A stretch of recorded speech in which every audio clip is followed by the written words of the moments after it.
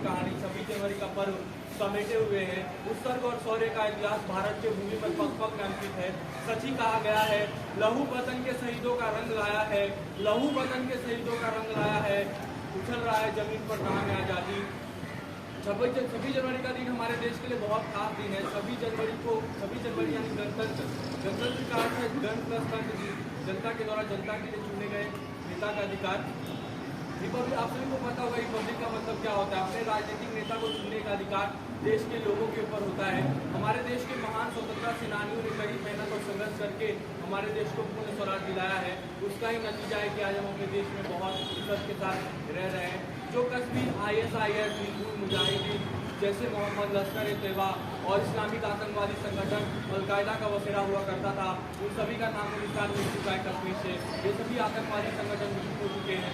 आज विश्व के 20 सबसे शक्तिशाली समर्थशाली देशों में भारत का नाम भी सम्मिलित है। भारत को पहली बार G20 की अध्यक्षता 1 दिसंबर 2022 से 30 नवंबर 2023 1 साल तक मिला हुआ है। इस स्थान तक आने में हमारे देश ने कई विपत्तियों का सामना किया। उदाहरण Mumbai serial bomb blast, 26/11 Mumbai आतंकी हमला और जम्मू कश्मीर विधानसभा पर हमला, भारतीय संसद पर हमला, जयपुर विस्फोट, इन सभी का सामना करने के पश्चात भी हमारा देश श्रेष्ठ है। आप सभी ने सुना होगा आत्मनिर्भर भारत, परंतु कोई भी राष्ट्र अपने आप में परिपूर्ण नहीं हो सकता। प्रत्येक राष्ट्र को एक दूसरे राष्ट्र की आवश्यकता होती है। उदाहरण के तौर पर 1971 भारत पाकिस्तान के जंग पर प्रकाश डालना चाहूँगा। 3 दिसंबर 1971 के पाकिस्तान के जंगी जहाजों ने भारत पर हमला बोल दिया और पाकिस्तान की वायुसेना ने श्रीनगर, पठानकोट और चंडीगढ़ एयरबेस पर भी आक्रमण किया। इन सभी का मुंहतोड़ जवाब दिया हमारी देश की तीनों सेनाओं ने। पर पाकिस्तान यहाँ भी नहीं रुका। पाकिस्तान की नौसेना ने अपना परमाणु पनडुब्बी PNS गाजी को INS विक्रांत को डुबाने के लिए भेजा, परंतु इस कार्य में भी पाकिस्तान विफल रहा। PNS गाजी को ही हमारे देश के INS विक्रांत द्वारा विशाखापट्टनम में डुबा दिया गया। पाकिस्तान नहीं था। पाकिस्तान के साथ चीन, अमेरिका, ब्रिटेन और कई इस्लामिक देश पाकिस्तान के समर्थन में थे। पर असल कहानी की शुरुआत होती है 10 दिसंबर 1971 को, जब अमेरिका पाकिस्तान की मदद के लिए सामने आया था और अपना सातवां बेड़े को भारत के खिलाफ रवाना किया था। अमेरिका का 7वां बेड़ा भारत के INS विक्रांत से आकार में 10 गुना बड़ा था। अमेरिका का 7वां बेड़ा USS इंटरप्राइज नामक परमाणु शक्ति से लैस न्यूक्लियर संधि से लैस भारत की तरफ आ गया और उसी समय सोवियत खुफिया एजेंसी ने भारत को बताया कि ब्रिटेन का एयरक्राफ्ट कैरियर ईगल भी भारत की तरफ बढ़ रहा है।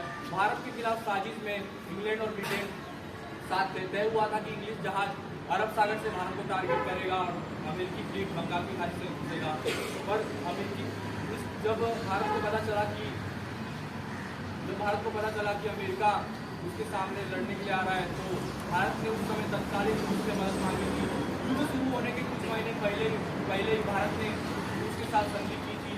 अमेरिकी नौसेना को भारत की तरफ बढ़ता देख रूस ने अपने परमाणु क्षमता से लैस पनडुब्बी को भारत को बचाने के लिए भेज दिया। 14 दिसंबर 1971 को पाकिस्तान के जनरल AK नियाजी ने आत्मसमर्पण किया और पाकिस्तान के 93,000 सैनिकों ने भारतीय सेना के सामने घुटने टेक दिया और 16 दिसंबर 1971 को उसी दिन को विजय दिवस मनाते हैं। इस घटना से एक शेर प्रस्तुत करना चाहूँगा। हम डरते नहीं है बमों से, विस्फोटक जलपोतों से, हम डरते हैं तो सास का सिलना जैसे समझौतों से। सियार भेड़ियों से डर सकती है सिंधों की औलाद नहीं। भारतवर्ष के इस पानी को तुमको पहचान नहीं। एटम बम बना करके तुम किस बात पर भूल गए, पैसा ने 71 और 99 के युद्धों को भूल गए। तुम याद करो अब्दुल हमीद ने बैटल टैंक जला डाला, हिंदुस्तानी जेटों ने अमेरिकी जेट जला डाला। तुम याद करो गाजी का बेड़ा छट्टे में ही डुबा दिया, ढाका के जनरल नियाजी को दूध छट्टी का पिला दिया। तुम याद करो 90,000 पाक जवानों को। तुम याद करो सिमला समझौता, इंदिरा के एहसानों को। पाकिस्तान अब कान खोल कर सुन ले, अब की ये जंग छिड़ी तो नामो निशान नहीं होगा। अब की ये जंग छिड़ी तो नामो निशान नहीं होगा। कश्मीर तो होगा लेकिन पाकिस्तान नहीं होगा।